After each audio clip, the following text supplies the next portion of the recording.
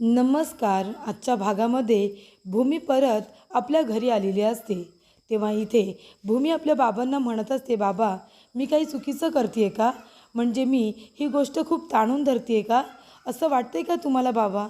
तेव्हा माधव काका म्हणतात, की "भूमी, तू घेतलेला निर्णय आहेस ना, कधी-कधी आपल्या संसाराची उंची वाढवण्यासाठी आपल्याला असे पाऊल उचलावे लागतात. इथे आयुष्याच्या जडणघडणीमध्ये आपल्याला स्वल्पविराम, पूर्णविराम हे आणावंच लागतं. त्याचा तू एवढा आता विचार करू नकोस. तू एखादी गोष्ट हाती घेतली आहेस ना, तुला जे काही करायचं आहे त्यासाठी तुला स्वल्पविराम आणि पूर्णविराम यांची गरज पडणार आहे. आणि हे बघ बाळा, मी तुझ्या नेहमी बरोबर आहे." तेव्हा भूमी म्हणते, "पण बाबा, तुम्ही माझ्या प्रश्नाचं उत्तर नाही दिलं. मी बरोबर करते की चुकीचं?" तेव्हा माधव काका म्हणतात, की "तुझ्या दृष्टिकोनातून ते बरोबर आहे ना, मग ते बरोबरच आहे. आणि हे सगळं तू स्वतःला सिद्ध करण्यासाठी करतेस. रागिनी पटवर्धन ही किती क्रूर बाई आहे हे मलासुद्धा आता माहिती आहे. त्याच्यामुळे तिच्या विरोधात तुला पुरावे गोळा करायचे आहेत आणि तू स्वतःसाठी मागून घेतलेला हा वेळ आहे. कारण तिथे जर तू राहिलीस तर ते लोक पुन्हा कटकारस्थानं करतील आणि तुला एकसुद्धा पुरावा गोळा करू देणार नाही. पण आता मी आहे ना तुझ्याबरोबर. आपण दोघंजणं मिळून आता पुरावे गोळा करू आणि त्या रागिनी पटवर्धनच्या तोंडावरती मारू." त्यानंतरला इथे आता नीलांबरी म्हणत असते, की "पुन्नू, अगं पण ती भूमी इथे का परत आली आहे? तुला माहिती आहे ना, ती आली की खर्च वाढतो अगं." तेव्हा इथे पौर्णिमा म्हणत असते, "आई, मला हे सगळं माहिती आहे, पण तिने काय केले तुला माहिती आहे? अगं, आकाश भाऊजींच्या हातामध्ये एका ट्रकचा नंबर दिला आहे आणि त्याचा शोध लावायला सांगितलं आहे, की तो ट्रक चालक कोण होता म्हणून. आता तू सांग, तो ट्रक चालक जर सापडला तर काय होईल तुला माहिती आहे ना?" तेव्हा इथे नीलांबरी म्हणत असते, "अगं पण ती आता इथे राहायला आली आहे. तिला जर मी पुन्हा काही सांगितलं किंवा तिला मी काही बोलले तर तुझे बाबा माहिती आहेत ना?" तेव्हा पौर्णिमा म्हणते, "आई, आता मी काय करायचं आणि काय नाही किंवा तुझ्याकडून काय करून घ्यायचं हे आता मी तुला सांगायला पाहिजे का? हे बघ, तुला जे काही करायचं आहे ते तू कर. त्या भूमीला अशी सळो की पळो कर ना, की तिच्याकडे वेळच नाही राहिला पाहिजे पुरावे गोळा करण्यासाठीचा. म्हणजे तू तिला कामाला जायला सांग, तिला बिझी ठेव प्रत्येक गोष्टीमध्ये. तिला आहे ना असं काहीतरी कर की वेळ मिळालाच नाही पाहिजे बाहेर जाऊन दुसरं काम करण्याचा, म्हणजे शोधाशोध करण्याचा. एकसुद्धा पुरावा तिच्या हाती लागता कामा नये. आणि आई म्हणाल्यात की तुला या कामाचा चांगला मोबदला दिला जाईल." तेव्हा इथे आता भूमीचा पुन्हा एकदा तिने छळ करायला सांगितलेला असतो, जसा ती आत्तापर्यंत करत आलेली असते.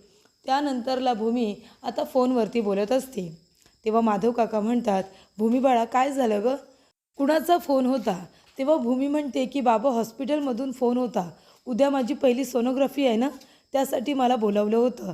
तेव्हा इथे माधव काका म्हणतात, "बाळा, तू एकटी जाऊ नकोस. मी सुद्धा तुझ्याबरोबर येईन."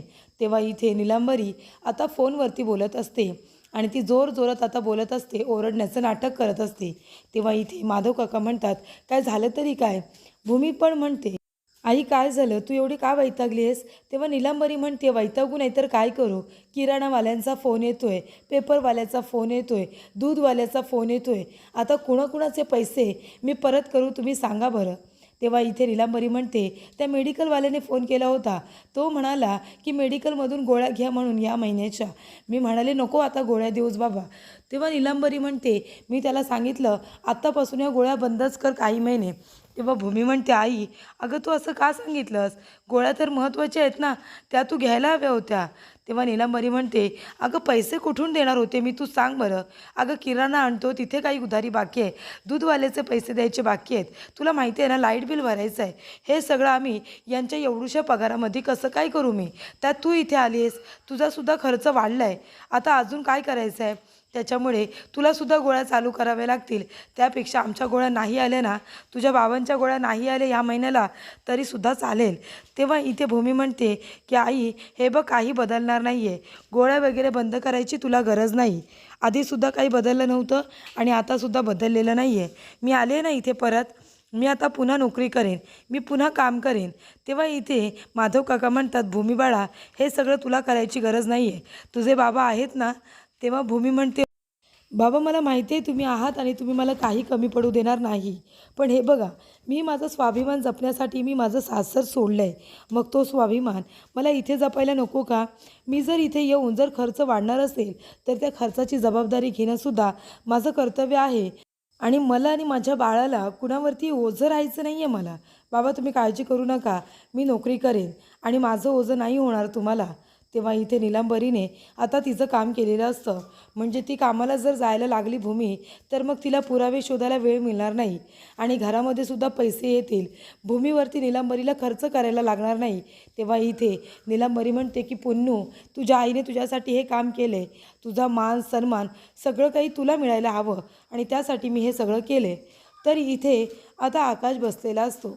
तेव्हा आकाशला आता सारखी भूमीची आठवण येत असते. तर इथे आपल्या रूममध्ये बसलेला असताना प्रत्येक गोष्टीमध्ये, प्रत्येक ठिकाणी, प्रत्येक काम करताना इथे आकाशला भूमी दिसत असते. तेव्हा इथे भूमी येते आणि म्हणते, आकाश अरे असं काय विचारत बसला आहेस, तू अजून दूध प्यायलेलं नाही आहेस, तुला माहिती आहे का, हे घे बरं, मी तुझ्यासाठी गरमागरम दूध घेऊन आले. आणि इथे भूमी म्हणत असते की आकाश घे ना दुधाचा ग्लास. तेव्हा इथे आकाश आता तिच्याकडे बघतो आणि दुधाचा ग्लास आता घ्यायला जाणार, तेवढ्यातच तिथे भूमी नसते. म्हणजे त्याला भूमी आता सगळीकडे ही दिसत असते. तेव्हा आकाशला खूप जास्त वाईट वाटत असतं, कारण भूमी दिवाळीच्या दिवसांमध्ये 4 दिवसांची तिथे आलेली असते आणि लगेच ती आपल्या घरी पुन्हा निघून जाते. म्हणजे तिने जो शब्द दिलेला असतो की मी फक्त सणासुदीच्या दिवसांसाठी इथे आलेली आहे, म्हणजे महाजनांची मोठी सून म्हणून माझं कर्तव्य पार पाडायला, पण आता नाही, आता मी जाणार आहे. आणि हा शब्द तिने पूर्ण केलेला असतो. त्याचबरोबर इथे आता ऑफिसर गायकवाड यांचा फोन आलेला असतो. तेव्हा आकाश म्हणतो, हां गायकवाड साहेब बोला ना. तेव्हा इथे गायकवाड साहेब म्हणतात की तुम्ही ज्या ट्रकचा मला नंबर दिला होतात, तो ट्रकचा नंबर तर फेक आहे. म्हणजे असा कुठला नंबरच नाही आहे, कुणीतरी वेगळाच माणूस होतं जो हा ट्रक चालवत होता. त्याच्यापर्यंत आता आम्हाला पोहोचावं लागणार आहे. हा ट्रक कुणाचा आहे, तो नंबर खरा आहे की खोटा, अजून त्याचा डीपमध्ये जाऊन मी शोध घेईन, तुम्ही काळजी करू नका. तेव्हा आकाश म्हणत असतो की भूमी काही सापडणार नाही आहे, काही सापडणार नाही आहे भूमी, तू कशाला गेलीस, तू इथेच राहायला हवी होतीस. त्यानंतरला भूमी आता हॉस्पिटलमध्ये आलेली असते सोनोग्राफी करायला. तेव्हा इथे भूमी म्हणत असते की भूमी महाजन सोनोग्राफीसाठी बोलावलं होतं. तेव्हा इथे रिसेप्शनिस्टवाली म्हणते की तुम्ही इथे बसा, आतमध्ये नंबर आहे, त्यांचं झालं की तुम्हाला बोलावलं जाईल. तेव्हा इथे भूमी आता बसलेली असताना तिथे आकाश तिला येताना दिसतो. तेव्हा आकाशच्या पायाला मार लागलेला असतो. आकाश लंगडत लंगडत त्या हॉस्पिटलमध्ये येतो. तेव्हा भूमीला खूप जास्त टेन्शन येतं की आकाशच्या पायाला नेमकं लागलं आहे तरी काय. तेव्हा इथे भूमी येते आणि म्हणते, आकाश अरे तू इथे काय करतोयस आणि तुझ्या पायाला काय झालं आहे, तू लंगडतोयस का. तेव्हा आकाश म्हणतो, भूमी अगं काय सांगू तुला, मी सीडीवरून पडलो ना, माझं मोबाईलमध्ये लक्ष होतं आणि सीडीवरून माझा पाय घसरला आणि तेव्हा माझ्या पायाला खूप मार लागला आहे, म्हणून मी इथे आलो आहे. तेव्हा इथे भूमी म्हणते, आकाश तुला तुझी काळजी घेता येत नाही का रे, काय लहान मुलांसारखा वागतोस, वेंधळापणा करतोस नुसता, असं कोणी करतं का. आणि आकाश तुला एक गोष्ट माहिती आहे का, अरे हे हॉस्पिटल नाही आहे, हे गायनेक हॉस्पिटल आहे रे, इथे तुझी कशी ट्रीटमेंट होईल. तेव्हा इथे भूमीचा नंबर आता आलेला असतो. तेव्हा रिसेप्शनिस्ट म्हणते की मॅडम तुम्ही आतमध्ये जा, तुमचा नंबर आला आहे. तेव्हा इथे भूमी म्हणते, आकाश पण आता तुला माहिती आहे ना की इथे आता पट्टी करून देतील की नाही मला माहिती नाही आहे, तू कुणाला तरी विचारून बघतोस का, आणि याच्यापुढे तू स्वतःची काळजी घ्या, असं लहान मुलांसारखं वागू नको आणि वेंधळपणा तर अजिबात करू नकोस. मला आता जावं लागेल, आज माझी सोनोग्राफी आहे ना, पण तू बघ पट्टी वगैरे करून घे पायाला आणि आता स्वतःची काळजी घ्या, असं करून कसं जमेल. तेव्हा इथे आता भूमी म्हणत असते, आकाश मी जाते. तेव्हा इथे आकाश आता भूमीला म्हणतो की भूमी मी सुद्धा तुझ्याबरोबर आलो तर चालेल का आपल्या बाळाला बघायला. तेव्हा इथे भूमीला आकाश म्हणालेला असतो, भूमी प्लीज ना, तू कुठेही जाऊ नकोस, मला तुझी गरज आहे आणि तू आणि बाळ तुम्ही दोघे इथे राहायला हवेत. तेव्हा इथे भूमी म्हणते, आकाश मला माहिती आहे, पण जोपर्यंत मी मला स्वतःला सिद्ध करत नाही ना, तोपर्यंत मलासुद्धा चैन पडणार नाही. त्यामुळे इथे भूमी आता पुन्हा आपल्या घरी आलेली असते आणि तिला काही करू रागिणीचं सत्य आता आकाशच्या समोर आणायचंच असतं. तेव्हा इथे भूमी म्हणते, आकाश हे बघ माझ्या सगळं काही लक्षात आहे, पण तू तुझी काळजी घे, अजिबात असा हळगर्जीपणा करायचा नाही. तेव्हा इथे आकाश म्हणतो, भूमी मी पण येतो ना आतमध्ये आपल्या बाळाला बघायला, चालेल ना तुला. तेव्हा इथे भूमी म्हणते की चालेल. तेव्हा इथे भूमीने आता परवानगी दिल्यामुळे आकाश खरं तर तिच्याबरोबर हॉस्पिटलला चाललेला असतो. त्यानंतरला इथे पौर्णिमा म्हणते, आई तुम्हाला माहिती आहे का, अहो माझ्याकडे तुम्ही लक्ष तर द्या ना, आईने आता तिला दिलेलं काम पूर्ण केलं आहे. तेव्हा इथे रागिनी म्हणते, अरे वा ही तर खूपच जास्त छान गोष्ट आहे. तेव्हा इथे रागिनी म्हणते आकाश कुठे आहे, अजून गेला की नाही ऑफिसला.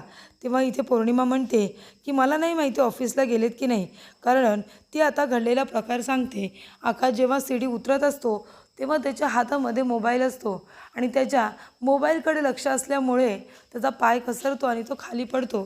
तेव्हा त्याच्या पायाला लागलेलं असतं. तेव्हा इथे पौर्णिमाचं लक्ष जातं तर आकाश कसा पडलेला असतो हे ती आता रागिनीला सांगत असते. तेव्हा इथे आकाश आता मुद्दामून जणू काही पडलेला असतो, कारण त्याला भूमीबरोबर हॉस्पिटलला जायचं असतं. तेव्हा इथे आता जेव्हा आकाश पडतो तेव्हा सगळ्यांना असं वाटतं की आकाश खरोखरच पडला आहे. पौर्णिमालासुद्धा तसंच वाटतं आणि इथे आजीलासुद्धा. तर मानसी जाते आणि आकाशची आता हेल्प करते आणि त्याला उठायला मदत करते. तेव्हा इथे आजी म्हणत असते अरे आकाश काय झालं, कसं काय पडलास तू. तेव्हा आकाश म्हणतो आजी अगं महत्त्वाचा मेसेज होता म्हणून माझं लक्ष मोबाईलकडे होतं, माझं सीडीवरून पाय घसरणार आणि मी खाली पडलो. तेव्हा इथे आकाश म्हणतो की आजी काही नाही झालं एवढं. तेव्हा आजी म्हणते असं कसं, तू बस बरं इथे आणि बघू दे पायाला किती लागलं आहे. तेव्हा इथे आता आकाशच्या पायाला लागलेलं असतं. तेव्हा तो म्हणतो की मी आधी हॉस्पिटलमध्ये जाईन आणि पट्टी वगैरे करून मगच मी जाईन पुढे. तेव्हा इथे पौर्णिमा म्हणत असते की आकाश जिजू आता हॉस्पिटलला गेले असतील, त्यांच्या पायाला लागलं आहे ना. तेव्हा इथे आजी म्हणत असते की आकाश बाळा अरे असं का करतोस तू, असा वेंधळेपणा करू नकोस ना, आता थोडक्यात बचवलं म्हणून, नाहीतर तुझ्या पायाला किती मार लागला असता. तेव्हा इथे आता सगळ्यांनाच काळजी वाटत असते आकाशची, कारण भूमीसुद्धा गेलेली असते. तेव्हापासून इथे आकाश आता टेन्शनमध्येच असतो, कारण त्याला भूमी आणि बाळ दोघेही घरी हवे असतात आणि भूमी स्वतःला सिद्ध करण्यासाठी गेलेली असते.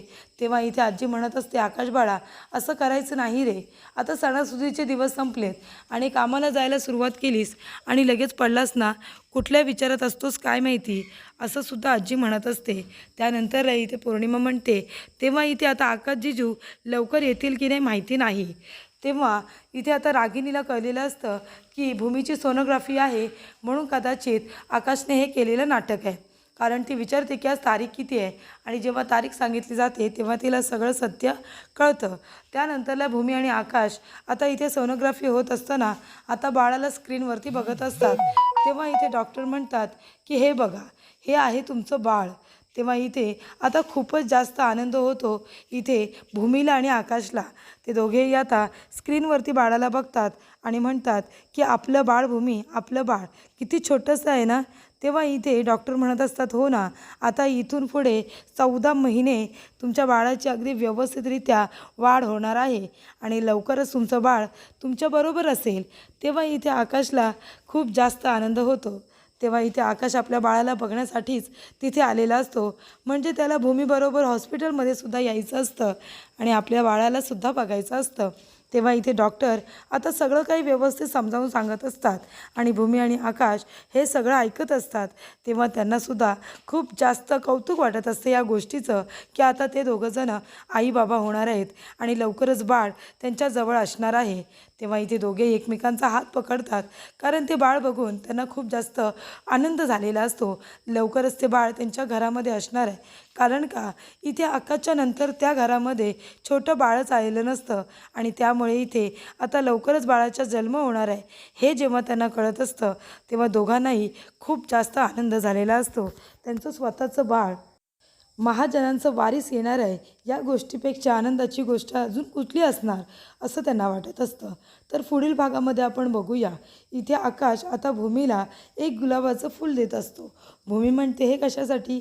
तेव्हा आकाश म्हणतो भूमी तू मला एवढा मोठा आनंद देतेस आणि मी तुला साधं एक फूल दिलं नाही तर बाळ म्हणेल ना की आईने तर एवढं सगळं केलं पण बाबांनी साधं अप्रिशिएटसुद्धा नाही केलं. त्यानंतरला माधव काका भूमीला म्हणत असतात की भूमी बाळा सगळं काही व्यवस्थितच होणार, तू अजिबात काळजी करू नको.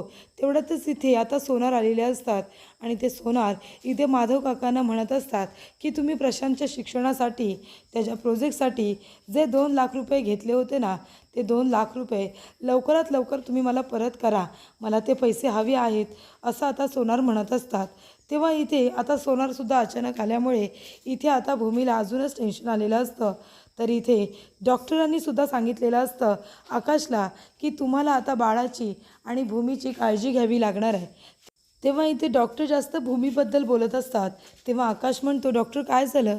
बाळ तर ठीक आहे ना? बाळाला काही प्रॉब्लेम नाही आहे ना? तेव्हा डॉक्टर म्हणतात, हे बघा, बाळ एकदम ठीक आहे. मी तर बाळाचं बोलतच नाही आहे. मी तर इथे भूमीचं बोलते आहे. तुम्हाला माहिती आहे का मिस्टर आकाश महाजन, भूमी खूपच जास्त वीक आहे. तिची तुम्हाला खूप जास्त काळजी घ्यावी लागणार आहे. तेव्हा हे सगळं ऐकल्यानंतर आकाशला या गोष्टीचं खूप जास्त टेन्शन येतं.